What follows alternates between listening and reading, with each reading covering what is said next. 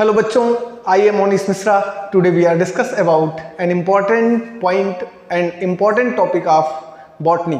दोस्तों आज हम बॉटनी का एक इंपॉर्टेंट टॉपिक लेने वाले हैं और जेनेटिक्स का टॉपिक है। आपको पता है जेनेटिक्स का एग्जाम में आपके बहुत अच्छा वेटेज है, लगभग मॉलिक्यूलर बेसिस ऑफ इनहेरिटेंस और principle of variation and inheritance, जो आपका प्रिंसिपल ऑफ वेरिएशन वाला चैप्टर है पहला चैप्टर, और दूसरा chapter molecular basis of inheritance वाला। दोनों चैप्टर से बच्चों अप्रॉक्सीमेटली 12 क्वेश्चन आ जाते हैं, लगभग 12-13 क्वेश्चन आ रहे हैं। तो ये इंपॉर्टेंस तो रखता ही है एग्जाम ऑफ व्यू से। तो इसमें मैं एक एक टॉपिक करके आपको कवर कर दूंगा, जिससे आप बार बार इसको देख पाएं, और बार बार देखेंगे तो बार बार रिवाइज हो जाएगा और फिर आपसे एक भी क्वेश्चन यहाँ से छूटेंगे नहीं। जिस जिस पॉइंट पर वेटेज है वहाँ से क्वेश्चन मैं आपको करवा दूंगा, कवर कर दूंगा। देखो मैंने आपको बताया था कि याद करो अगर आप, तो मैंने पिछले लेक्चर में आपको लिंकेज पढ़ाया था, रिकॉम्बिनेशन यहाँ से, फिर उनका experiment TH Morgan, Thomas and Morgan साहब का एक्सपेरिमेंट मैंने लिंकेज रिकॉम्बिनेशन, और फिर उसमें मैंने आपको ड्रोसोफिला पे उन्होंने अपने कैसे प्रयोग किए थे। मैंने उसमें आपको ये भी बताया था कि उन्होंने कैसे एक्स लिंक्ड क्रोमोसोम के बारे में रिकॉम्बिनेंट्स बना करके पेरेंटल कॉम्बिनेशन, और फिर उन्होंने कितना रिकॉम्बिनेंट्स मिला था, उनके परसेंटेज और जीन की लिंकेज कितनी थी, इनके बारे में भी बताया था। आज मैं फिर उनके एक स्टूडेंट थे, मैंने बताया था ना, जिन्होंने क्रोमोसोमल, स्टूडेंट साहब अल्फ्रेड स्टूडेंट, जिन्होंने क्या किया था, क्रोमोसोमल मैपिंग की थी, डिस्टेंस ऑफ जीन बताया था। उन्होंने बताया था कि कितना रिकॉम्बिनेंट्स है तो कितनी डिस्टेंस होगी। मैंने इस सब पे बात की है। आज हम लोग कवर करेंगे बेटा एक अच्छा टॉपिक यहाँ से है म्यूटेशन, क्योंकि लिंकेज और म्यूटेशन दोनों लगभग भाई भाई है, कह लीजिए दोनों एक ही रिजल्ट देते हैं, दोनों ही वेरिएशन को इम्प्रूव कराते हैं, कह लीजिए दोनों ही वेरिएशन प्रोसेस के लिए रिस्पॉन्सिबल है। तो आज हम करेंगे आपका अपना टॉपिक है, आज हमारा टॉपिक है बच्चों, और ये टॉपिक है हमारा म्यूटेशन ना। तो आज हम लेते हैं, चलिए ज़्यादा बातें न करते हुए टॉपिक की तरफ आते हैं हम। म्यूटेशन आज लेंगे हम म्यूटेशन। ध्यान दें, म्यूटेशन में हमें करना है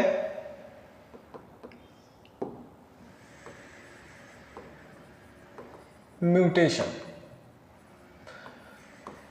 आज म्यूटेशन से जितने क्वेश्चन बनेंगे उन सब क्वेश्चंस को मैं कवर करूंगा, और टाइप्स ऑफ म्यूटेशन या म्यूटेशन क्या है। तो बच्चों पहली बात आती है कि म्यूटेशन है क्या, आखिर में म्यूटेशन क्या है। आपको बताऊं बच्चों कि sudden inheritable change in genetic substance, और अगर जेनेटिक सब्सटेंस में सडन इनहेरिटेबल चेंज हो रहा है तो चेंज हो जाएगा, सीधी सी बात है, किसी भी ऑर्गेनिज्म का जीनोटाइप और उसका फिनोटाइप भी चेंज हो जाएगा कि नहीं हो जाएगा। तो sudden inheritable change in genetic material, किसी भी जेनेटिक मटेरियल में अचानक जो बदलाव देखने को मिलता है, जो चेंजेस देखने को मिलता है, उसको कहा जाता है म्यूटेशन। क्या कहते हैं, उस प्रोसेस को म्यूटेशन कहा जाता है। और अगर म्यूटेशन होगा तो दो चीजें प्रभावित होंगी। एक तो किसी भी ऑर्गेनिज्म का जीनोटाइप प्रभावित हो सकता है बेटा, क्या प्रभावित हो सकता है, जीनोटाइप प्रभावित हो सकता है। दूसरी और क्या, दूसरा फिनोटिपिक कैरेक्टर भी प्रभावित हो सकता है, फिनोटाइप भी प्रभावित होगा। Genotype as well as phenotype, ये दोनों बदल जाएंगे कब, जब म्यूटेशन हो जाएगा। तो अगर आपसे पूछे कि भाई डिफिनीशन क्या है, कहेंगे sudden inheritable change in genetic substance, किसी भी जेनेटिक सब्सटेंस, बोले तो डीएनए में, बोले तो क्रोमोसोम में, अगर कोई बदलाव देखने को मिले, कोई चेंजेस देखने को मिले। अब ये चेंजेस नंबर में भी हो सकता है, ये चेंजेस स्ट्रक्चर में भी हो सकता है, ये चेंजेस उनके केमिकल कॉन्स्टिट्यूएंट्स में भी हो सकता है, ठीक है ना। तो हम बात करेंगे म्यूटेशन की। सिंपल सी डिफिनीशन है कि अचानक कोई बदलाव देखने को मिल रहा है क्रोमोसोम में, कोई चेंजेस देखने को मिल रहा है, तो उसे हम म्यूटेशन कहेंगे। और इसके बदलने से किसी भी ऑर्गेनिज्म का चेंज हो जाएगा जीनोटिपिक कैरेक्टर, चेंज हो जाएगा उसका फिनोटिपिक कैरेक्टर, चेंज हो जाएगा और क्या, चेंज हो जाएगा जीनोटिपिक और फिनोटिपिक कैरेक्टर। बोले तो उसका मॉर्फोलॉजिकल भी चेंज हो सकता है, उसका जेनेटिक कॉन्स्टिट्यूएंट्स भी चेंज हो सकता है, ठीक है ना। अब हम बात करेंगे बेटा टाइप्स ऑफ म्यूटेशन। अगर हम बात करें कि म्यूटेशन के कितने टाइप्स हैं, अगर हम बात करें टाइप्स ऑफ म्यूटेशन की, तो टाइप्स के, तो बेटा mutation are of 2 type. Mutation कितने टाइप का है, खास करके अगर हम देखें तो म्यूटेशन के 3 टाइप हैं। हम तीनों टाइप ले लेते हैं, हालांकि एनसीईआरटी में 3 टाइप उतना डिटेल नहीं है, लेकिन जितना है उतना ही हम कर लेते हैं। Mutation are of 3 types, mutation के स्पेशल 3 टाइप्स हैं, ये जानते रहना है। कौन कौन सा टाइप है म्यूटेशन का बेटा, पहला टाइप है जिसे हम कहते हैं जीनोमैटिक म्यूटेशन। क्या कहते हैं, जीनोमैटिक म्यूटेशन, जीनोमैटिक म्यूटेशन। दूसरा एक टाइप है जिसे हम कहते हैं स्ट्रक्चरल म्यूटेशन या क्रोमोसोमल एब्रेशन। क्या कहते हैं? Chromosomal aberration, chromosomal aberration, chromosomal aberration. और तीसरा पॉइंट है जीन म्यूटेशन, जिसे हम कहते हैं जीन म्यूटेशन। तीसरा हम क्या कहते हैं? Gene mutation. ये अपना है जीन म्यूटेशन। समझिएगा, एक है पहला जिसे हम कहते हैं जीनोमैटिक म्यूटेशन, दूसरा क्रोमोसोमल एब्रेशन, तीसरा है क्या? तीसरा हम जिसको कहते हैं बेटा जीन म्यूटेशन। तीन तरह से म्यूटेशन होगा, चेंजेस तीन तरह से देखने को मिलेगा। किसी भी म्यूटेशन की केस तीन तरह से देखने को मिलेगी। एक तो जीनोमैटिक क्या है, जीनोमैटिक क्या है, क्रोमोसोमल क्या है, जीन म्यूटेशन, इस पे बात करेंगे। जब भी म्यूटेशन होगा बच्चों तो रिजल्ट में वेरिएशन देखने को मिलेगा, और जब भी रिकॉम्बिनेंट्स, पिछली टॉपिक में बताया, जब भी लिंकेज होगा तो भी रिजल्ट में क्या देखने को मिलेगा? तब भी रिजल्ट में चेंजेस देखने को मिलेंगे, वेरिएशन ही देखने को मिलेगा। अब देख लो, यहाँ पे सिंपल सी बात है। अगर हम बात करें कि जीनोमैटिक म्यूटेशन क्या है, तो जब क्रोमोसोम में चेंज हो जाएगा, किसमें? क्रोमोसोम के नंबर में। किसमें चेंज हो जाएगा? नंबर में। तो आप इसको न्यूमेरिकल म्यूटेशन भी कह सकते हैं। क्या कह सकते हैं बेटा? न्यूमेरिकल चेंजेस या न्यूमेरिकल म्यूटेशन। ये क्या है? न्यूमेरिकल म्यूटेशन, न्यूमेरिकल म्यूटेशन, या आप कह सकते हैं change in number in chromosome. अगर क्रोमोसोम के नंबर में चेंज इन नंबर, अगर क्रोमोसोम के नंबर में बदलाव देखने को मिलता है तो इस टाइप ऑफ अचानक क्रोमोसोम का नंबर कम हो जाए या क्रोमोसोम का नंबर बढ़ जाए, this type of mutation is called genomatic mutation. इसको क्या कहेंगे? Genomatic mutation. Number of chromosome अचानक घट जाए या नंबर ऑफ क्रोमोसोम इंक्रीज हो जाए, उसको बोलेंगे जीनोमैटिक। न्यूमेरिकल चेंजेस अगर जो देखने को मिलेंगे तो उसे हम जीनोमैटिक म्यूटेशन कहते हैं। अगली बात है बेटा क्रोमोसोमल एब्रेशन। अचानक चेंज हो जाए क्रोमोसोम का स्ट्रक्चर तो हम कह सकते हैं स्ट्रक्चरल चेंज। क्या? Structural changes. अगर यहां पर हम देखें तो स्ट्रक्चरल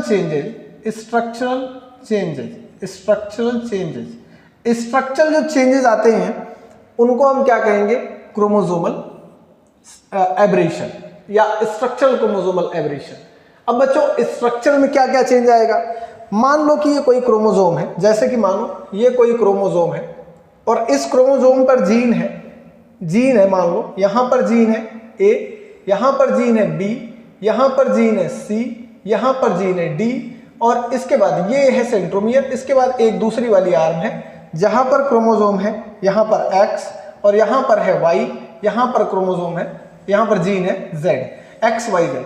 ये क्रोमोसोम है X क्रोमोसोम पर ये सभी जीन्स है। अब बच्चों इसका स्ट्रक्चर कैसे चेंज हो सकता है? When any gene are extra added on chromosome or deleted on chromosome, अगर क्रोमोसोम से कोई एक जीन इसमें से डिलीट हो जाएगा तो इसका सीक्वेंस डिस्टर्ब हो जाएगा, जो भी इसका सीक्वेंस है वो चेंज हो जाएगा जीन का, और इससे फिर एक बदलाव देखने को मिलेगा। इस कंडीशन को, इस चेंजिंग को हम कहते हैं क्रोमोसोमल एब्रेशन या बदलाव, क्रोमोसोमल चेंजेस, क्रोमोसोमल म्यूटेशन या आप क्रोमोसोमल एब्रेशन। समझ में आया? जब क्रोमोसोम में कोई एक्स्ट्रा जीन के ऐड होने से या कोई जीन क्रोमोसोम की जिससे डिलीट होने से उसका स्ट्रक्चर चेंज हो जाता है, तो ऐसे टाइप ऑफ क्रोमोसोमल एब्रेशन को हम क्या कहते हैं? स्ट्रक्चरल क्रोमोसोमल एब्रेशन या स्ट्रक्चरल चेंजेस। बात करते हैं जीन म्यूटेशन की बेटा। अब जीन म्यूटेशन क्या है समझना।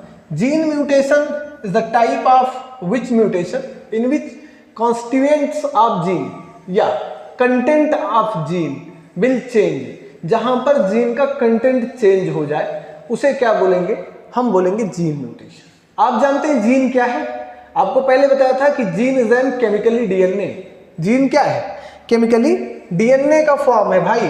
तो आपको बताया था मैंने, याद करो, gene is an chemically DNA. अगर ये केमिकली डीएनए है, समझना, जीन क्या है? केमिकली डीएनए, तो चेंज इन डीएनए अगर किसी भी सेल के, और डीएनए कहाँ पाया जाएगा आपको पता है, सेल के अंदर। सेल के अंदर क्या पाया जाएगा, न्यूक्लियस। न्यूक्लियस के अंदर क्या पाया जाएगा, डीएनए। और डीएनए में कोई चेंज अगर आ रहा है, डीएनए में चेंज आ रहा है तो क्रोमोसोम में भी चेंज आ रहा है, केमिकली फॉर्म में कोई चेंज जाएगा। मैंने बताया कि डीएनए, और डीएनए कैसे बना होता है, अभी मॉलिक्यूलर बेसिस ऑफ इनहेरिटेंस में करवा रहा हूं। न्यूक्लियोटाइड डीएनए का किस किस चीज से मिलकर के बना हुआ है, डीएनए में 3 स्पेशल चीजें होती है भाई। क्या होता है, एक तो पेंटोज शुगर होता है, देखो यहाँ पे लिख देता हूं, नाइट्रोजन होता है प्लस PO4 फॉस्फेट ग्रुप होता है, प्लस क्या होता है, पेंटोज शुगर होता है। पेंटोज शुगर, ये वाली sugar, deoxyribose nucleic acid, DNA यहां पर क्या है, पेंटोज शुगर है। भाई आप समझो इसको, मैं बता रहा हूं कि जब अचानक इसके कॉन्स्टिट्यूएंट में, इसके जो कंपोजिशन है, कंपोजिशन क्या है, नाइट्रोजनस बेस है, फॉस्फेट ग्रुप है और पेंटोज शुगर है, इसमें बदलाव आ जाए। बदलाव कैसे आएगा, आपको पता है नाइट्रोजनस बेसेस 2 टाइप के होते हैं। एक को क्या कहते हो, प्यूरीन कहते हो, एक नाइट्रोजनस बेस को प्यूरीन, दूसरे को क्या कहते हो, पायरिमिडीन कहते हो या पिरिमिडीन कहते हैं, पायरिमिडीन या पिरिमिडीन।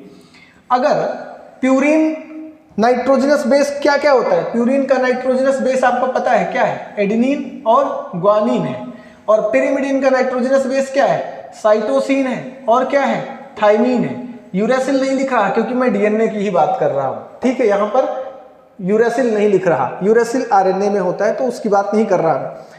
प्यूरीन में एडेनिन और ग्वानिन, पिरिमिडीन के नाइट्रोजनस बेस साइटोसिन और थाइमीन, अगर इनके सीक्वेंस में कहीं चेंज आ गया, एडेनिन की जगह पे थाइमीन आ जाए, थाइमीन की जगह पे ग्वानिन आ जाए, ग्वानिन की जगह पे साइटोसिन आ जाए, उल्टा उल्टा कुछ हो गया मामला, कुछ सीक्वेंस चेंज हो गया, तो भाई आप देखोगे ना कि वहां पर एक बदलाव देखने को मिल रहा है, आप कहोगे ना कि म्यूटेशन हो रहा है। This type of mutation is called gene mutation, और केमिकली इस टाइप के म्यूटेशन को आप कहेंगे जीन म्यूटेशन। बेटा 1 मिनट देखते हैं वीडियो का क्या क्लियर चल रहा है क्या।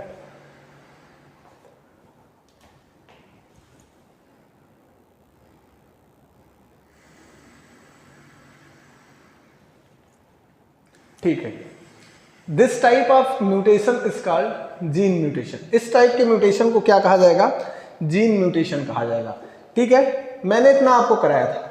इसके बाद बेटा हम लोग आगे देखेंगे न्यूमेरिकल म्यूटेशन के बाद अगला टॉपिक लेंगे यहाँ पर टाइप्स ऑफ म्यूटेशन में जीनोमैटिक म्यूटेशन कितने टाइप के होते हैं। हम इस पे बात करेंगे कि how many types of genomatic mutation, mutation कितने टाइप के हैं। बेटा देखना 2 टाइप का जीनोमैटिक म्यूटेशन है, एक को हम कहेंगे यूप्लॉइडी, दूसरे को हम क्या कहेंगे, इन्यूप्लॉइडी। हम बात करते हैं उसमें। अब बात कर लेते हैं जीनोमैटिक म्यूटेशन, क्रोमोसोमल म्यूटेशन में जीनोमैटिक म्यूटेशन कितने टाइप का है। ठीक है ना, चलो हम लेते हैं नेक्स्ट स्लाइड। अब अगला पॉइंट सबसे पहले जीनोमैटिक म्यूटेशन। जीनोमैटिक म्यूटेशन समझेंगे। जीनोमैटिक म्यूटेशन क्या है, मैंने बताया कि जब नंबर ऑफ क्रोमोसोम चेंज हो, नंबर ऑफ क्रोमोसोम में चेंजेस देखने को मिले, जब न्यूमेरिकल चेंजेस देखने को मिले क्रोमोसोम में, उसे हम क्या कहेंगे, उसे हम कहेंगे जीनोमैटिक म्यूटेशन हो रहा है। क्या हो रहा है, जीनोमैटिक म्यूटेशन हो रहा है। देखो यहां पर नंबर ऑफ क्रोमोसोम चेंज होगा। बेटा कैसे, इनके जो टाइप्स हैं, मैं पहले टाइप लिख देता हूं। 2 टाइप से जीनोमैटिक म्यूटेशन देखने को मिलता है। एक को कहते हैं हम यूप्लॉइडी, क्या बोलते हैं, यूप्लॉइडी, यूप्लॉइडी, और दूसरे को बोलते हैं एन्यूप्लॉइडी। क्या बोलते हैं, एन्यूप्लॉइडी, एन्यूप्लॉइडी, एन्यूप्लॉइडी समझेंगे। यूप्लॉइडी एंड एन्यूप्लॉइडी, यूप्लॉइडी क्या है और एन्यूप्लॉइडी क्या है समझेंगे। बेटा जब लॉस ऑफ या गेन ऑफ क्रोमोसोम, यहां पर देखना यूप्लॉइडी, जब लॉस ऑफ क्रोमोसोम और गेन ऑफ क्रोमोसोम सेट में होता है, किस में होता है, सेट में होता है, कंप्लीट सेट में, मतलब पूरे सेट अचानक गायब हो जाना या पूरा सेट अचानक ऐड हो जाना, इस कंडीशन को बोलते हैं हम यूप्लॉइडी। तो आप यहां लिख सकते हैं लॉस ऑफ और गेन ऑफ, लॉस और gain of complete set of chromosome, complete set of chromosome, complete set of chromosome. अगर क्रोमोसोम का कंप्लीट सेट लॉस कर जाए, खत्म हो जाए या ऐड हो जाए, ऐसे टाइप ऑफ म्यूटेशन को बोला जाता है यूप्लॉइडी। क्या बोलते हैं? यूप्लॉइडी। क्या है, कैसे कंप्लीट सेट कैसे गायब होगा, कैसे ऐड होगा? जैसे कि बात करें हम कि अगर अपने कंडीशन में ह्यूमन बीइंग के केस में देखें, इन the case of human being के केस में अगर हम देखेंगे तो बेटा अपनी बॉडी में 22 पेयर ऑटोसोम पाए जाते हैं। क्या पाया जाता है? ऑटोसोम। और 2 पेयर, लास्ट का जो बचा है 23वां पेयर, 1 पेयर, जो 1 पेयर है ये क्या है? 23 वाला, ये सेक्स क्रोमोसोम होता है। क्या होता है? सेक्स क्रोमोसोम होता है। सेक्स क्रोमोसोम बोले तो सेक्स को डिटरमाइन करने वाला ये लास्ट पेयर होता है। किसी भी ह्यूमन बीइंग में लास्ट पेयर ही मैंने आपको बता रखा है रिस्पॉन्सिबल होता है उसके सेक्स डिटर्मिनेशन के लिए, कि जो डेवलप हो रहा एम्ब्रियो है उसका सेक्स मेल होगा या फीमेल, इसके लिए कौन रिस्पॉन्सिबल है? 23 नंबर का क्रोमोसोम। वो भी ह्यूमन बीइंग में मेल हेट्रोगैमेटिक कंडीशन होती है। मेल का 23 नंबर वाला पेयर जो है वो XY होता है, तो इसलिए ह्यूमन बीइंग में मेल ही रिस्पॉन्सिबल होता है सेक्स डिटर्मिनेशन के लिए, नॉट फीमेल। मैं बता चुका हूं आपको, सेक्स डिटर्मिनेशन पढ़ाऊंगा तो और डिटेल बता दूंगा, क्योंकि ह्यूमन बीइंग मेल हेट्रोगैमेटी पाई जाती है इसमें। आपको मैंने बताया कि अगर यहां पर यूप्लॉइडी क्या है, मान लो 22 पेयर ऑटोसोम है, अगर इसमें से एक सेट ऑफ क्रोमोसोम पूरा गायब हो गया, जैसे कि ऑटोसोम का 22, इसमें क्या 22 पेयर में 22 पेयर का मतलब एक सेट ये है, एक सेट ये है, 2 सेट मिला करके कितना हो रहा है? 20 पेयर, और 20 पेयर से मिल रहा है कितना? 44 क्रोमोसोम। और इसमें से पता लगा कि एक पेयर, एक सेट पूरा गड़बड़ हो गया, इस 2 वाला जो इसका वाला था ये गड़बड़ हो गया, ये पूरा गायब हो गया, तो लॉस ऑफ कितना क्रोमोसोम का हो गया? 22 क्रोमोसोम का लॉस हो गया। अचानक एक सेट पूरा गायब हो गया, तो इससे लॉस ऑफ 22 क्रोमोसोम। एक साथ अगर इतने सारे क्रोमोसोम गायब हो जाए या एक साथ इतने सारे क्रोमोसोम ऐड हो जाए, ऐसी कंडीशन को कहा जाता है यूप्लॉइडिक कंडीशन। क्या कहा जाता है? यूप्लॉइडी। अब बेटा क्या है? एन्यूप्लॉइडी।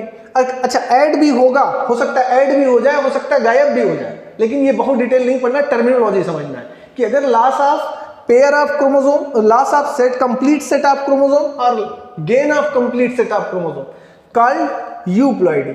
इसको यूप्लॉइडी बोलेंगे।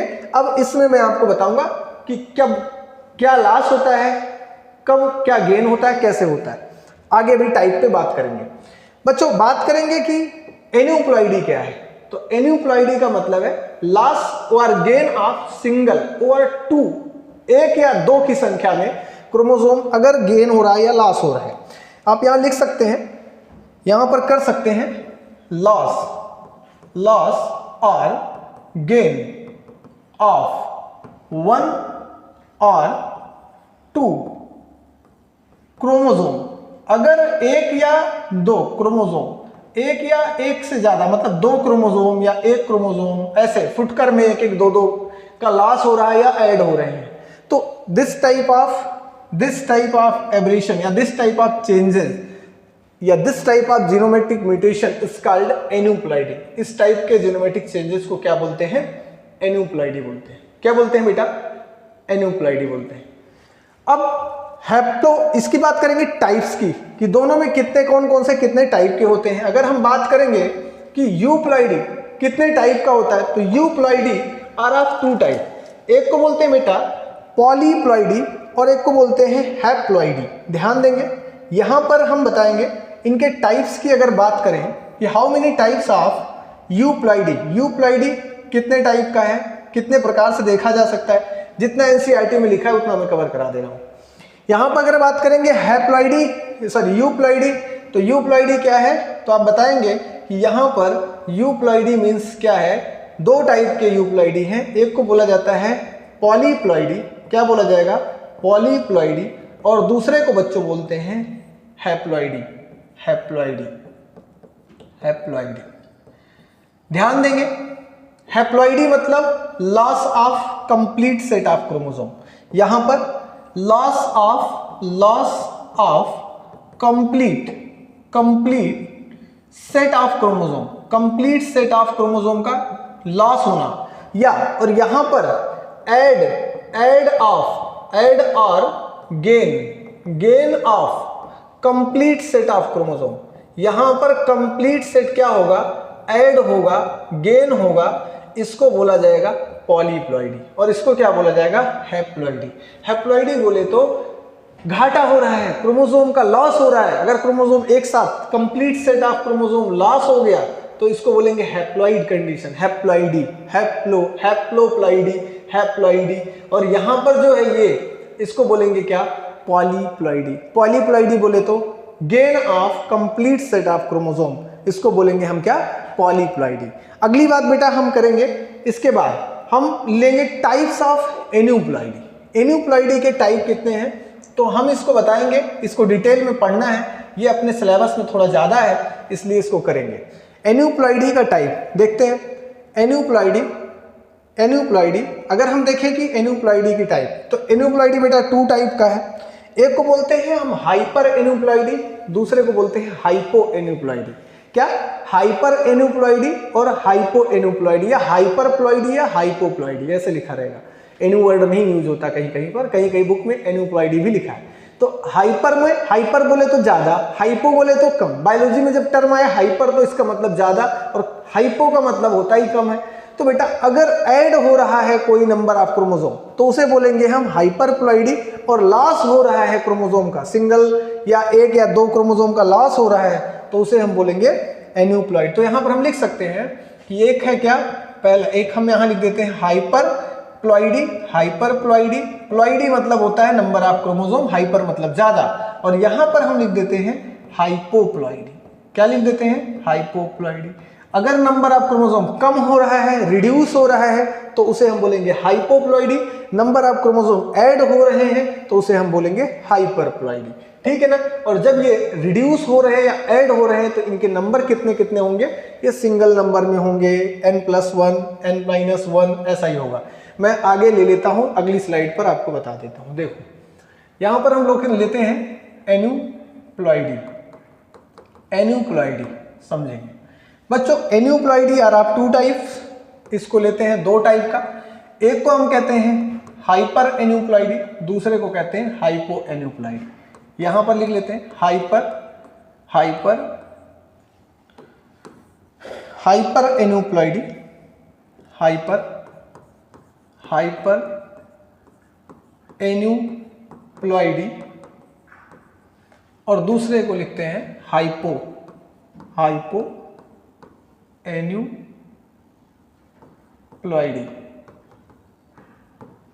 समझेंगे बच्चों, हाइपर एन्यूप्लॉइडी, हाइपो एन्यूप्लॉइडी, दोनों में क्या अंतर है। हाइपर दिख रहा है ज्यादा, हाइपो दिख रहा है कम। फिर से वही बात बोल रहा हूं, तो यहां पर लिख सकते हैं gain of extra number of chromosome. यहां पर हम लिख सकते हैं गेन ऑफ 1 और फ्यू क्रोमोसोम। अगर हम गेन कर रहे हैं एक या एक से ज्यादा क्रोमोसोम को बोलेंगे हाइपर एन्यूप्लॉइडी। हाइपो में लॉस, यहां पर हम लिख सकते हैं लॉस ऑफ 1 और फ्यू क्रोमोसोम। अगर हम एक या एक से ज्यादा क्रोमोसोम का लॉस कर रहे हैं तो उसे हम क्या कहेंगे, हाइपो एन्यूप्लॉइडी। क्या बोलेंगे बेटा, हाइपो एन्यूप्लॉइडी। समझना है, हाइपर एन्यूप्लॉइडी और हाइपो एन्यूप्लॉइडी ये अपनी बॉडी में देखने को मिलता है। जब मैं डिजीज पढ़ाऊंगा आपको, अभी ऑटोसोमल मेंडेलियन डिजीज कुछ है जिनके बारे में, क्रोमोसोमल रिलेटेड डिजीज है उनमें पढ़ाऊंगा तो आपको आएगा। देखना यहां पर गेन और लॉस ऑफ क्रोमोसोम की अगर हम बात करें तो ऐसे ले सकते हैं हम, जैसे कि मैं आपको एक एग्जांपल से समझा रहा हूं। ये मान लो ये कोई दूसरा कलर लेते हैं, एक कलरफुल डब्बा से आपको समझा देते हैं। मान लो ये कोई आपके पास ऐसा डब्बा है, इंसान है, कुछ भी समझ सकते हो, और इसके पास क्रोमोसोम है ऐसे, ये 3 पेयर क्रोमोसोम है, मतलब टोटल नंबर ऑफ क्रोमोसोम कितने हैं, 6 है।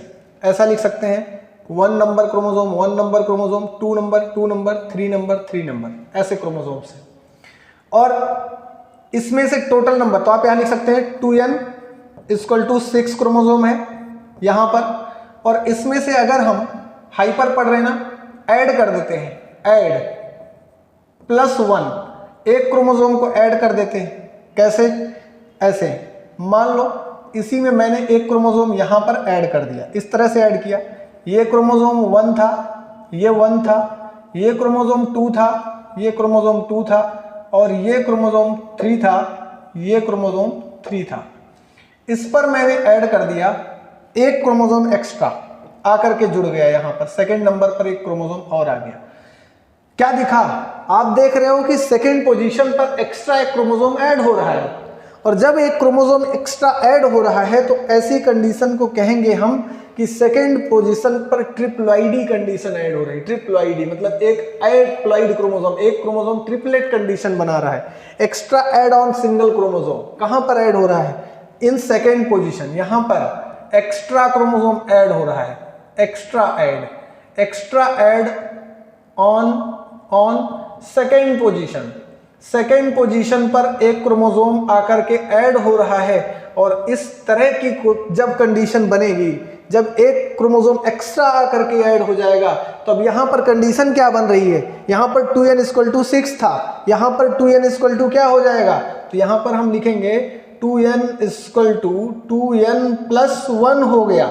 अब यहां पर टोटल नंबर ऑफ क्रोमोसोम कितने हो गए? 6 की जगह पर 7 हो गए। आपने देखा ना कि एक क्रोमोसोम एक्स्ट्रा आकर के ऐड हो गया।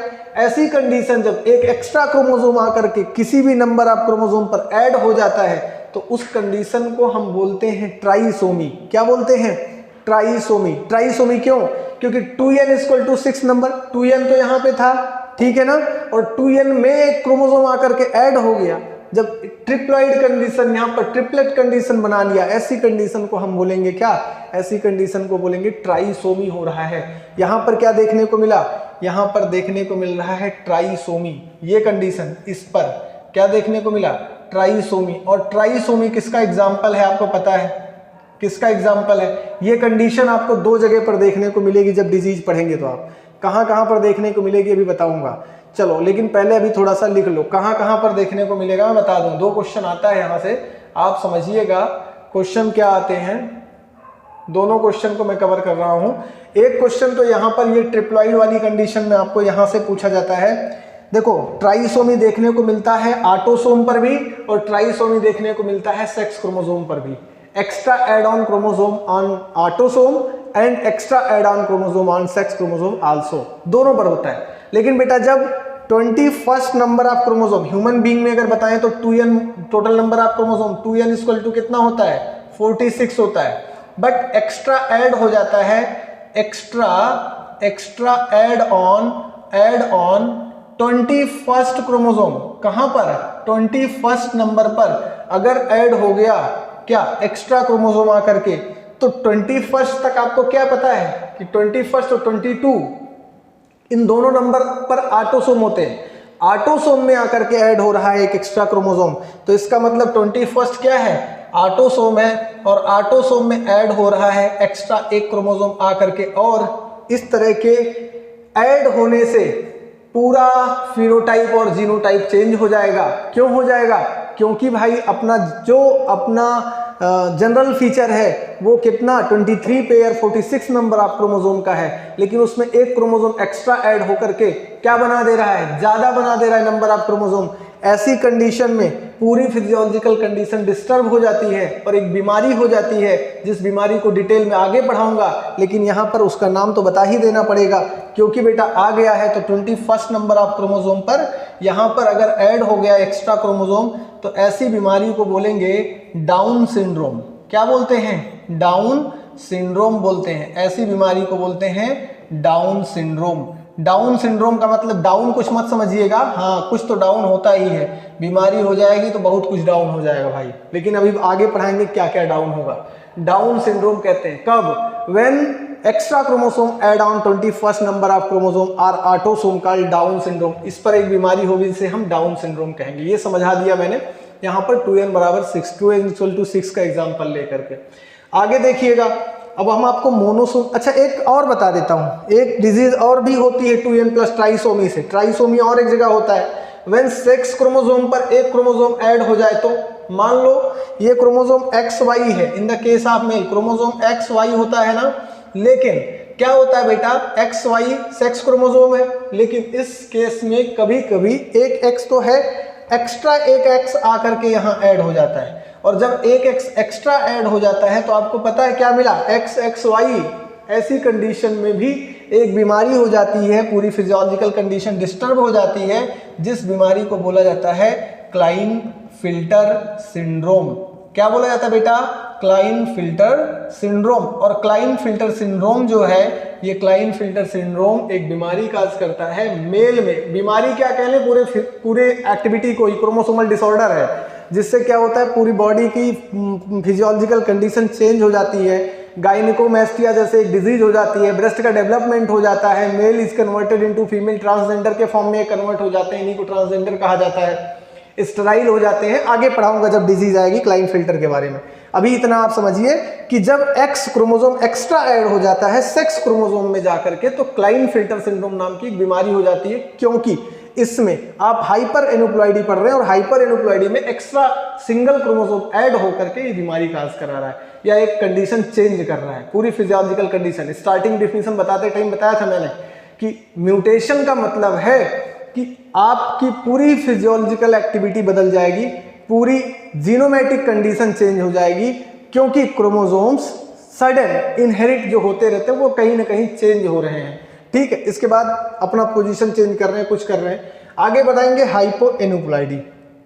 हाइपोएनुप्लॉइडी का मतलब बेटा, यहां पर मैं सेम ऐसे ही आपको एक डायग्राम बना के बता देता हूं। यहां पर हाइपोएनुप्लॉइडी में देख लीजिएगा, यहां पर क्रोमोसोम है, यहां पर क्रोमोसोम है, और यहां पर टोटल नंबर ऑफ क्रोमोसोम कितने हैं, टोटल नंबर ऑफ क्रोमोसोम 6 है। तो यहां भी हम लिख सकते हैं 2n = 6 क्रोमोसोम। यहां पर 1 नंबर का, 1 नंबर का, 2 नंबर का और 3 नंबर के क्रोमोसोम्स हैं। अब यहां पर क्या होगा कि अगली कंडीशन में आप देखेंगे लॉस करवा देते हैं एक क्रोमोसोम का, -1 लिख दिया मैंने, लॉस ऑफ 1 क्रोमोसोम। 1 क्रोमोसोम का क्या कर दिया, लॉस कर दिया। जब 1 क्रोमोसोम माइनस कर देंगे तो यहाँ की कंडीशन ही चेंज हो जाएगी। अब यहाँ 2n-1 आ जाएगा ना, टोटल नंबर ऑफ क्रोमोसोम कितने हो जाएंगे, तो आप कहेंगे सर यहाँ पर 1-1 वाला था, यहाँ पर 2-2 वाला था, यहाँ पर 3-3 वाला था, तो total number of chromosome change हो गए ना। और चेंज होकर के कितना हो गया, अब यहाँ हो गया 2n-1। 2n-1 मतलब टोटल नंबर ऑफ क्रोमोसोम अब कितने बचे, अब बच गए 5। और इस कंडीशन की, जब डिप्लॉइड कंडीशन में से टोटल 1 क्रोमोसोम घट जाए तो ऐसी कंडीशन को कहते हैं मोनोसोमी। क्या कहते हैं बेटा, यहां पर लिख देते हैं हम, दिस इज द एग्जांपल, या इसका बेस्ट एग्जांपल है मोनोसोमी। और मोनोसोमी भी एक क्रोमोसोमल डिसऑर्डर है जिसे मैं आगे कराऊंगा। इसका बेस्ट एग्जांपल, आप मोनोसोमी का जब पढ़ते हैं तो वहां पर एक्स क्रोमोसोम के साथ अगला वाला एक्स क्रोमोसोम गायब हो जाता है। सेक्स डिटर्मिनेशन, सॉरी, इसी के साथ आप ऑटोसोमल डिजीज भी थोड़ा थोड़ा सीख रहे हैं, समझिएगा। यहाँ पर एक्स के साथ दूसरा वाला जो एक्स क्रोमोसोम है गायब हो जाता है, तो यहाँ पर एबनॉर्मल कंडीशन हो जाती है। ऐसी कंडीशन में नंबर ऑफ क्रोमोसोम एक रिड्यूस हो जाते हैं। ऐसी कंडीशन को कहा जाता है क्या, मोनोसोमी। और ऐसे सिंड्रोम को कहा जाता है टर्नर सिंड्रोम। क्या बोला जाता है बेटा, टर्नर सिंड्रोम। टर्नर सिंड्रोम, जो कि मैं आगे आपको पढ़ाऊंगा बॉडी स्ट्रक्चर। सबसे क्वेश्चन आए हैं यहां से, मोनोसोमी से, ट्राइसोमी से, ट्राइसोमी के टर्नर सिंड्रोम और ट्राइसोमी के क्लाइनफिल्टर सिंड्रोम और डाउन सिंड्रोम से, मोनोसोमी के इस जो कॉन्सेप्ट है टर्नर सिंड्रोम से क्वेश्चन आए हुए हैं। तो इसलिए आपको इसको समझदारी के साथ समझना है। मैं फिर से एक बार बता देता हूं आपको, यहाँ पर क्या है, यहाँ पर मैंने 2n = 6, यहाँ पर टोटल 6 क्रोमोसोम लिया था, ऐड कर दिया, एक ट्राइसोमी एक्स्ट्रा हो गया, यहाँ पर टोटल नंबर ऑफ क्रोमोसोम 7 हो गए, तो एक क्रोमोसोम ऐड कर दिया। ऐसी कंडीशन को ट्राइसोमी कहते हैं। और ट्राइसोमी का मतलब ये होता है कि extra add on single chromosome. Monosomy का मतलब है loss of chromosome in diploid set of chromosomes from diploid sets of chromosomes. Diploid set of chromosome में से एक क्रोमोसोम का लॉस होना ही क्या कहलाता है, मोनोसोमी कहलाता है, जिसके कारण एक क्रोमोसोमल डिसऑर्डर होता है जिसे हम टर्नर सिंड्रोम कहते हैं, जो कि मोनोसोमी का रिजल्ट है। जबकि ट्राइसोमी का रिजल्ट क्लाइनफिल्टर सिंड्रोम और आपका डाउन सिंड्रोम है। ठीक है ना, इतनी बात मैंने आपको कराई।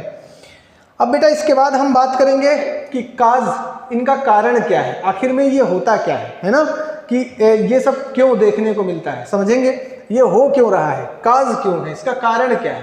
तो काज ऑफ एन्यूप्लॉइडी हम आपको बता देते हैं कि ये सब होता क्यों है, आखिर में ऐसा क्यों होता है। ठीक है ना, तो यहाँ पर हम लिख लेते हैं काज ऑफ एन्यूप्लॉइडी। एन्यूप्लॉइडी कारण क्या है एन्यूप्लॉइडी का, है ना? तो इसका कारण ये है बेटा, समझना, काज ऑफ एन्यूप्लॉइडी। एन्यूप्लॉइडी का क्या कारण है समझना, एन्यूप्लॉइडी का कारण क्या है बेटा। पहली बात तो ये है कि अगर एक वर्ड आएगा डिसजंक्शन, मैं बता दूं आपको डिसजंक्शन क्या है। आप जानते हो, अगर आपको मैंने सेल साइकिल पढ़ाया था, याद करो 2 मिनट के लिए सेल साइकिल, मैंने बताया था कि जब सेल्स प्रिपेयर हो जाती है, जब प्रिपेयर होती है G1 phase, S phase, G2 phase, M phase, याद करो ऐसे सेल साइकिल, ये बताया था मैंने। यहाँ पर आपको बताया था सेल साइकिल में, यहाँ पर G1 phase, S phase, G2 phase और M फेज। मैंने बताया था यहाँ पर भी कुछ फेजेस चलेंगी, जैसे कि प्रोफेज, यहाँ पर मेटाफेज, एनाफेज और क्या बताया था, टीलोफेज। इसके बाद साइटोकाइनेसिस आ जाता है। बच्चों याद करो, आपको मैंने बताया था कि जब सेल अपने आप को इंटरफेज में या ग्रोथ फेज में, इसको ग्रोथ फेज कहा था कि नहीं कहा था, यहाँ पर ग्रोथ फेज में प्रिपेयर कर लेती है तो पहुंचती है प्रोफेज में, फिर मेटाफेज में। याद करो मेटाफेज में मैंने बताया था कि क्रोमोसोम्स जो हैं वो एक इक्वेटर पर आ जाते हैं। समझना, एक एक बात को समझना, ऐसे मैंने बताया था, याद करो। यहाँ पर मैंने लिखा था कि क्रोमोसोम, ऐसे एक डायग्राम बना करके कि क्रोमोसोम्स जो हैं वो कैसे आते हैं, इक्वेटर पर आ करके ऐसे बीच बीच में ये लाइन में लग जाते हैं। बताया था कि नहीं बताया था?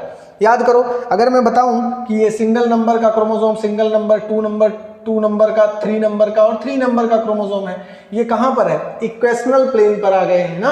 और ये कौन सी फेज होती थी, मेटाफेज। आपको पता है कि मेटाफेज के बाद बेटा ये फिर क्या करते थे, एनाफेज में, एनाफेज के दौरान ये डिसजंक्शन करते थे, सॉरी जंक्शन करते थे, ये डिसजंक्शन करते थे, बोले तो एक जंक्शन से दूसरे जंक्शन पे जाते थे अलग अलग एरिया में। अब ये वाला चला जाता था इधर, ये वाला चला जाता था इधर, ये वाला इधर चला जाता था स्पिंडल फाइबर की हेल्प से, और ये वाला चला जाता था इधर, ये वाला चला जाता था इधर, ये वाला चला जाता था इधर।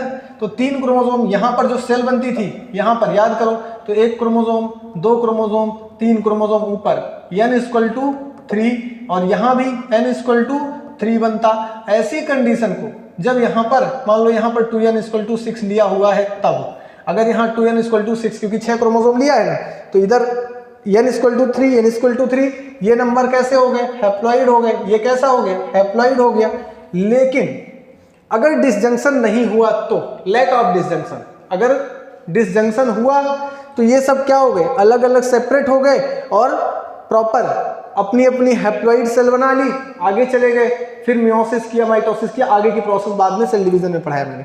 यहां पर आप देखें कि डिसजंक्शन हो गया तो सेल सेपरेटली डिवाइड हो गए, क्रोमोसोम सेपरेटली अलग अलग सेल में चले गए अपने अपने सेल पर। लेकिन लैक ऑफ डिसजंक्शन, जब डिसजंक्शन नहीं हुआ, अगली फेज में मैं यहीं से लेता हूं, आपको जोड़ के सिखा देता हूं, समझिएगा। मान लो कि लैक ऑफ डिसजंक्शन हो गया, ये तो मैंने दिखा दिया कि अगर डिसजंक्शन हुआ तो ये सब हुआ, लेकिन अगर नहीं हुआ तो ऐसी केस में क्या होगी, ये मान लो अपने पास सेल है बेटा, ये कोई सेल है, ये कोई सेल है। अब यहाँ पर अगर डिसजंक्शन नहीं हुआ, यहाँ पर अपने पास ये क्रोमोसोम्स हैं, ये क्रोमोसोम्स हैं, ये क्रोमोसोम्स हैं। देखना क्रोमोसोम का नंबर 1, 2, 3 और 1 वाला क्रोमोसोम, ऐसे नहीं 2 नहीं लिखेंगे, सेकेंड दूसरे को लिखना है, समझिएगा। यहाँ पर क्रोमोसोम 1, यहाँ पर क्रोमोसोम 2 क्रोमोसोम, थर्ड क्रोमोसोम, समझेंगे। ये तीसरे नंबर के क्रोमोसोम है, ये पहले नंबर के क्रोमोसोम है। अब होता क्या है बच्चों, मान लो किसी कंडीशन में यहां पर अगर हम देखें, ऐसी कंडीशन में कि अगर यहां पर हम दूसरा देखते हैं, डिसजंक्शन की बात अब कर रहे हैं हम, यहां पर मान लो कि डिसजंक्शन हुआ लेकिन कंप्लीटली नहीं हुआ। ये अपने पास दूसरा डायग्राम है, सेल नंबर 2, जहां पे डिसजंक्शन दिखाऊंगा मैं।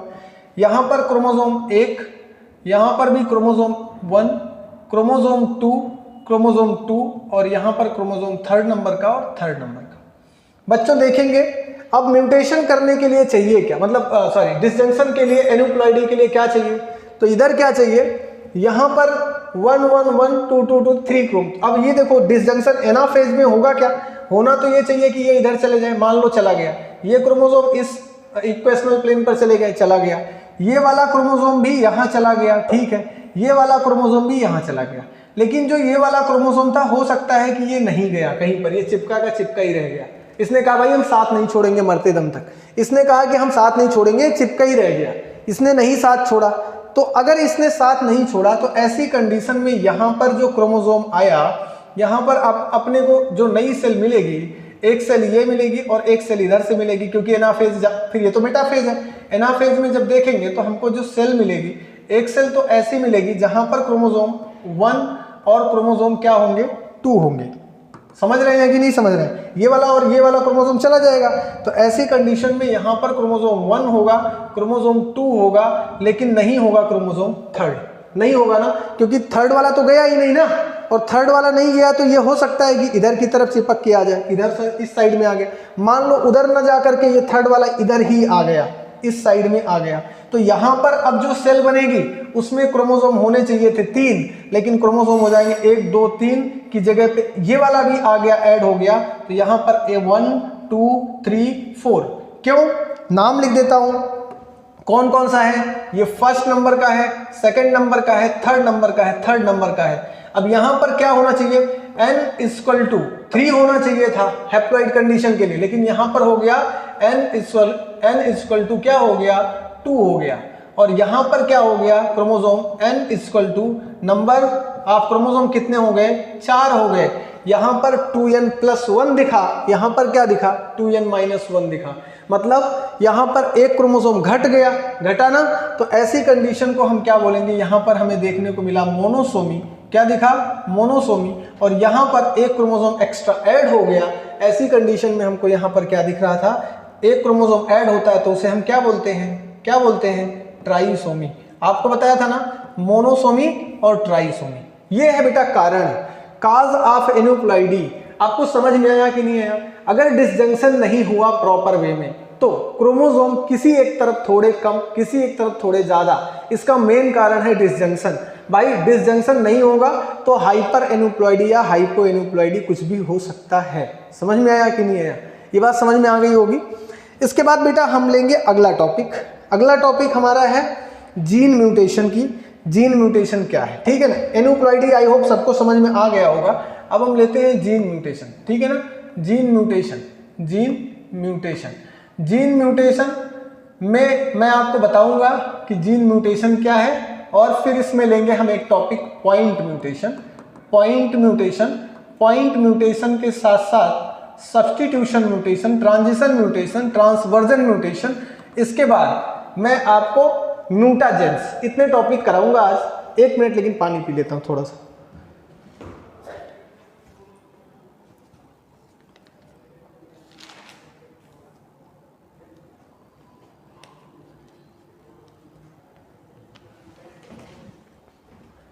Gene mutation,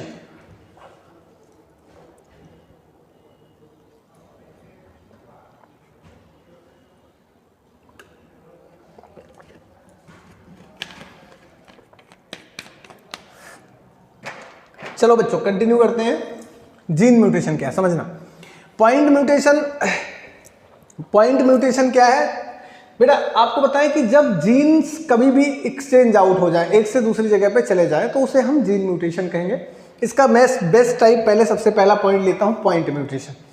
point mutation with respect to bases या नाइट्रोजनस बेसेस, क्योंकि डीएनए पर क्या होता है, नाइट्रोजनस बेस होते हैं, शुगर होता है, फॉस्फेट ग्रुप होता है। अगर किसी डीएनए पर इट इज कह सकते हैं point mutation is with respect to, ये अगर हम इसकी बात करें इस म्यूटेशन की, तो ये किसके रिस्पेक्ट में है, with respect to, with respect to, respect to, ये किसके रिस्पेक्ट में हम पढ़ते हैं, रिस्पेक्ट टू बेसेस, बेस के रिस्पेक्ट में पढ़ते हैं, नाइट्रोजनस बेसेस के रिस्पेक्ट में पढ़ते हैं ना। अब देखो कौन से बेसिस की बात कर रहा हूं, जैसे कि मान लो कोई क्रोमोसोम आपके पास ये था, इस तरह से कोई क्रोमोसोम है, और इस क्रोमोसोम पर यहाँ पर एक्स क्रोमोसोम है, मानो एक्स क्रोमोसोम है, और इस एक्स क्रोमोसोम पर यहाँ पर जीन है आपके पास, यहाँ पर जीन है ए, यहाँ पर बी, यहाँ पर जीन है सी, जीन नहीं, मैं बेस ही लिख देता हूँ, डायरेक्ट बेस लिखता हूँ, नाइट्रोजनस बेसिस लिखता हूँ। जैसे कि मान लो सीक्वेंस में नाइट्रोजनस बेस यहाँ पर, देखना बेटा समझना, यहाँ पर अगर नाइट्रोजनस बेस की बात करें जैसे कि यहाँ पर एडेनिन, ग्वानिन, या हाँ ठीक है कर सकते हैं, यहाँ पर मैं कर लेता हूँ ATCG, देखो यहाँ पर लिख लेता हूँ ATCG, यहाँ पर लिख लेता हूँ ATCG। ये क्या है? बेसिस है। क्या है? नाइट्रोजनस बेसिस है, नाइट्रोजनस बेसिस।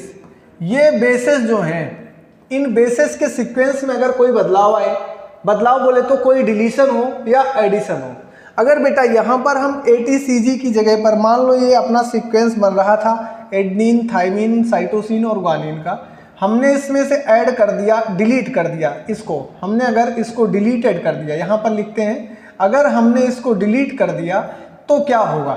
अगर हमने इसको डिलीट किया तो इसका सीक्वेंस चेंज हो गया, AT और GA, यहाँ पर सीक्वेंस पूरा चेंज हो गया ना।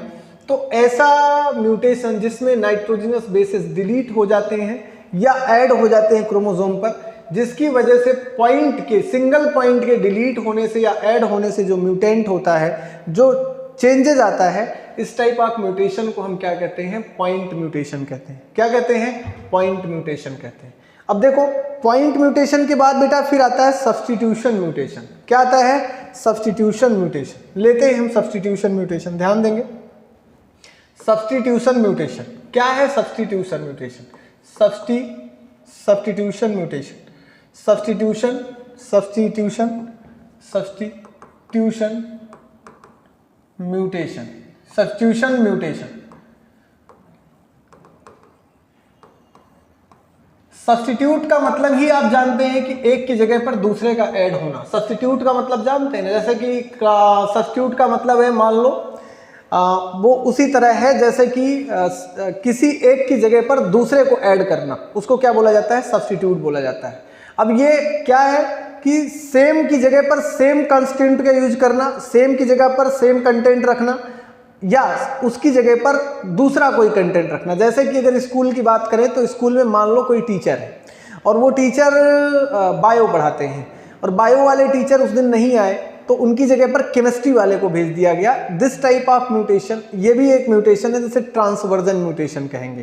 टाइप्स की बात कर लेते हैं इसके हम। सब्स्टिट्यूट की दो तरह के सब्स्टिट्यूट होंगे, एक ट्रांजिट और दूसरे ट्रांसवर्जन। एक को बोलेंगे ट्रांजिशन म्यूटेशन, यहाँ पर ले लेते हैं ट्रांजिशन म्यूटेशन, और दूसरे को बोलते हैं सब्स्टिट्यूशन म्यूटेशन। क्या बोलते हैं? Substitution, substitution, substitution, transversion, not substitution, transversion, sorry बेटा, ट्रांसवर्जन, ट्रांसवर्जन, ट्रांसवर्जन, ट्रांसवर्जन और ट्रांजिशन। ट्रांजिशन क्या है? जब कभी भी सिमिलर नाइट्रोजनस बेस को रिप्लेस करता है, when purine is replaced by, अगर प्यूरिन रिप्लेस करता है बाई पिरिमिडीन, किसको? पिरिमिडीन को। Purine is replaced by pyrimidine, sorry purine is replaced by purine, same को अगर सिमिलर को कर रहा है, purine is replaced by purine, अगर प्यूरिन को रिप्लेस कर रहा है, ऐसे टाइप और जो चेंजेस देखने को मिल रहा है, और पिरिमिडीन या pyrimidine is replaced by pyrimidine किसको रिप्लेस कर रहा है? पायरिमिडीन को रिप्लेस कर रहा है। अगर पिरिमिडीन को या प्यूरिन को रिप्लेस कर रहा है, this type of mutation is called transition mutation. क्या बोलेंगे? ट्रांजिशन। दूसरी बात बता देते हैं, when purine is replaced by, अगर प्यूरिन रिप्लेस कर रहा है, रिप्लेस्ड बाई पिरिमिडीन, किसको रिप्लेस कर रहा है? पिरिमिडीन को रिप्लेस कर रहा है, एंड पायरिमिडीन जिसे आप कहते हैं, pyrimidine is replaced by purine. अगर डिफरेंट, समझ में आया ना बेटा? इधर देखना, purine is replaced by purine, अगर प्यूरिन को रिप्लेस करेगा, ट्रांजिशन। पिरिमिडीन को रिप्लेस करेगा, ट्रांजिशन। प्यूरिन रिप्लेस करेगा पिरिमिडीन रिप्लेस करेगा प्यूरिन को, this condition is called transversion.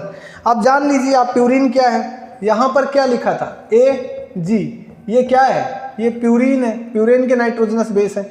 दूसरा क्या है, CT ना, और क्या है ये किसके नाइट्रोजनस बेस है, पिरिमिडीन के।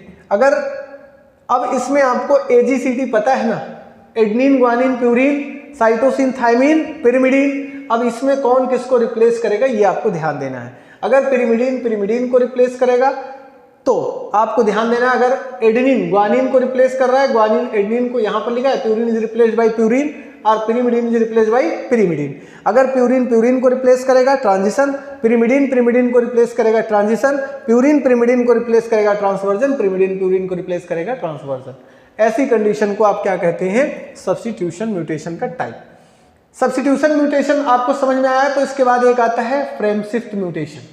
फ्रेम शिफ्ट म्यूटेशन में कोई भी पार्ट डिलीट होकर के पूरे सीक्वेंस को क्रोमोसोम के चेंज करता है, पूरा फ्रेम ही चेंज हो जाता है, उसे बोलते हैं फ्रेम शिफ्ट म्यूटेशन। हम लिख देते हैं frame shift. Frame shift mutation क्या है, डिलीटेड ऑफ एनी सीक्वेंस, पूरे सीक्वेंस का, ये क्रोमोसोम है, इस सीक्वेंस में कोई भी जीन डिलीट होकर के पूरे फ्रेम को, पूरे शिफ्ट को चेंज कर रहा है, पूरे सिस्टम को, पूरे यहां पर जब मान लीजिए X, Y, Z, M, N, O, P, Q, R, ये सभी टाइप्स आप कुछ भी मान सकते हैं। अगर इनमें से कुछ डिलीट हो रहा है, इसका पूरा फ्रेम चेंज हो रहा है, पूरा फ्रेम चेंज हो रहा है, पूरा म्यूटेंट चेंज हो रहा है, तो ऐसी कंडीशन को बोलते हैं फ्रेम शिफ्ट म्यूटेशन। तो आप बस ऐसे, जैसे पॉइंट म्यूटेशन में सिंगल बेस पेयर के डिलीट होने या ऐड होने से चेंज होता था, यहाँ पर इनके कुछ मेंबर के डिलीट होने से पूरा फ्रेम डिस्टर्ब होगा, ऐसे डिस्टरबेंस को बोला जाएगा फ्रेम शिफ्ट म्यूटेशन। क्या बोलेंगे, फ्रेम शिफ्ट म्यूटेशन बोलेंगे। इसके बाद बेटा हमारा पास एक टॉपिक है म्यूटाजेन। क्या है, म्यूटाजेन। ले लेते हैं हम म्यूटाजेन, समझिएगा क्या है म्यूटाजेंस। म्यूटाजेंस ये लास्ट टॉपिक है, म्यूटाजेंस। म्यूटाजेंस बोलते हैं कि जो म्यूटेशन काज करने वाले फैक्टर्स हैं उनको हम म्यूटाजेंस बोलते हैं। क्या बोलते हैं, mutagens. Mutation causing factors called mutagens. और ये म्यूटेशन काजिंग फैक्टर कितने टाइप के हैं तो जानते रहेंगे, दे आर ऑफ 2 टाइप। एक है जिनका नाम है फिजिकल म्यूटाजेन, और दूसरा फैक्टर है जिनको कहा जाता है केमिकल म्यूटाजेन। क्या बोला जाता है बेटा, केमिकल म्यूटाजेन। समझिएगा, फिजिकल म्यूटाजेन और केमिकल म्यूटाजेन। फिजिकल म्यूटाजेन कौन कौन है, तो बस सिंपल सा 2-3-4 एग्जाम्पल लिख लेंगे। जैसे कि फिजिकली कौन कौन म्यूटेंट काज करते हैं, आप जानते होंगे। फिजिकली बोले तो जो रेज वगैरह हैं, जो ऐसी हार्मफुल रेज हैं, जैसे कि इसमें आपको मैंने बताया है बीटा रेज है, इसी में आपका गामा रेज है, इसी में आपका यूवी रेज भी आता है, इसी में आपका एक्स रेज आता है, ये सभी क्या है, फिजिकल म्यूटाजेंस है। जबकि अगर बात करें केमिकल म्यूटाजेंस की, तो बेटा आपने सुना होगा एक गैस का नाम जिसे आप मस्टर्ड गैस कहते हैं। मस्टर्ड गैस कब यूज किया गया था, ये बेटा अमेरिका ने जब आक्रमण किया था किस पर, हिरोशिमा और जापान के हिरोशिमा और नागासाकी शहर पर, तो इस गैस के प्रभाव से आज तक वहाँ की म्यूटेशन, जीन या ऐसे चेंजेस आए हैं वहाँ पर। ऐसी कंडीशंस है कि अभी तक भी सुधार नहीं हो पाया है उस लेवल पर। ऐसी कंडीशन को बोलते हैं केमिकल म्यूटाजेंस। ये जो म्यूटेशन कॉजिंग एजेंट हैं, जो गैसेस हैं, केमिकली फॉर्म में म्यूटेशन काज करती हैं, और फिजिकली फॉर्म में जो करते हैं उन्हें फिजिकल म्यूटाजेंस कहते हैं। इसको मैंने आपको बता दिया था। म्यूटेशन पूरा कंप्लीट हो गया। मैं एक बार फिर से रिवाइज करता हूं, आप देख लीजिएगा, म्यूटेशन के सारे क्वेश्चंस आपसे बन जाएंगे। अब म्यूटेशन से आपके एक भी क्वेश्चन नहीं रुकने वाले।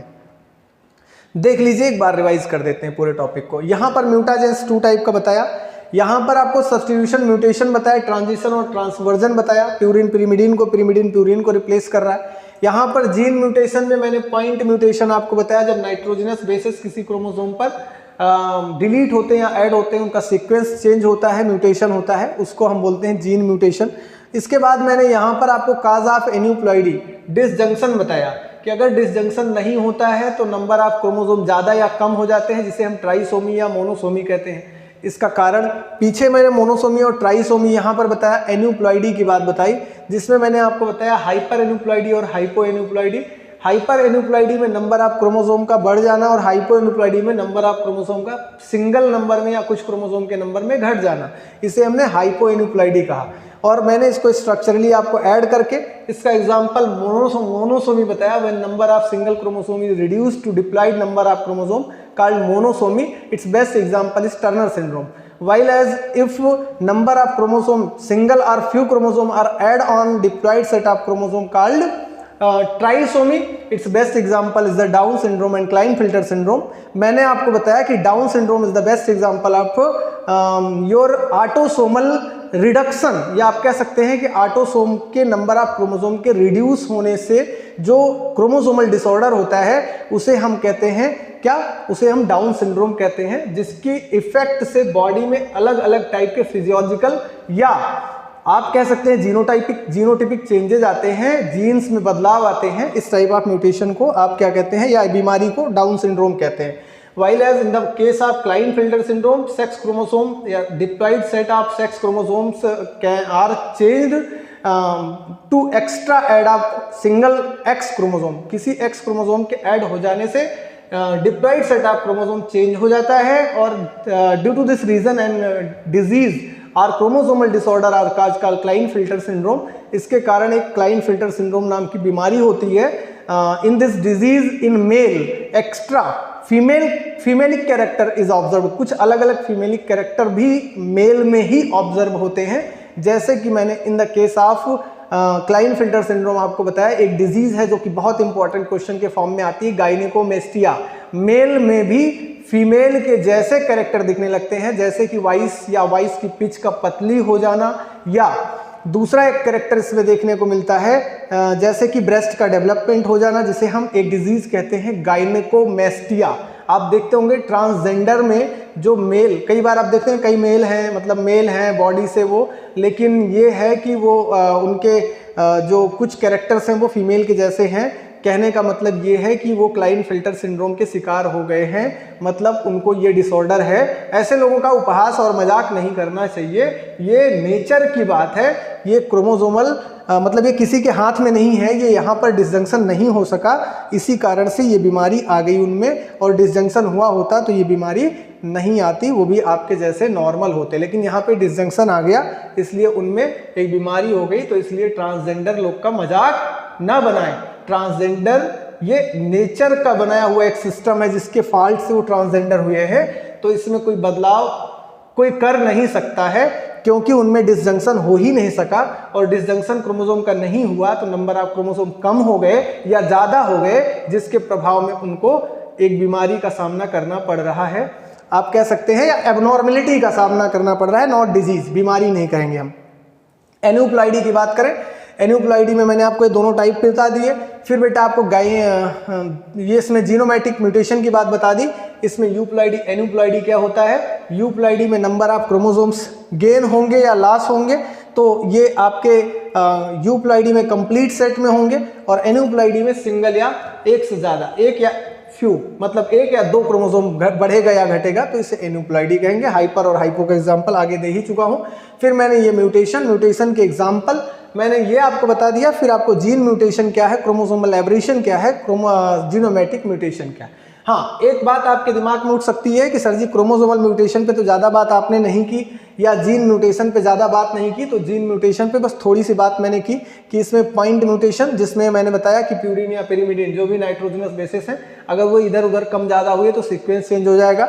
मैंने फिर इसमें सब्स्टिट्यूशन म्यूटेशन बताया, ट्रांजिशन और ट्रांसवर्जन, तो इस पे इतना ही सफिशिएंट है। एनसीईआरटी में इतना ही है, इसके बारे में एनसीईआरटी ने नहीं लिखा है क्रोमोसोमल एब्रेशन के बारे में, तो इस पे मैंने ज़्यादा बात नहीं की। इसको आपको करना भी नहीं है, आपको जीनोमैटिक म्यूटेशन के क्वेश्चन जितने भी हैं उनको कर लेना है, यहीं से आपकी बात बन जाएगी। इसके लिए आपको म्यूटेशन में जीनोटाइपिक या फिनोटिपिक चेंजेस, या आप कह सकते हैं कि लिंकेज, जो आप रिकॉम्बिनेशन पढ़ रहे थे, रिकॉम्बिनेशन और म्यूटेशन दोनों भाई भाई हैं, दोनों का काम है वेरिएशन करना, दोनों चेंजेस के लिए जाने जाते हैं, ठीक है ना।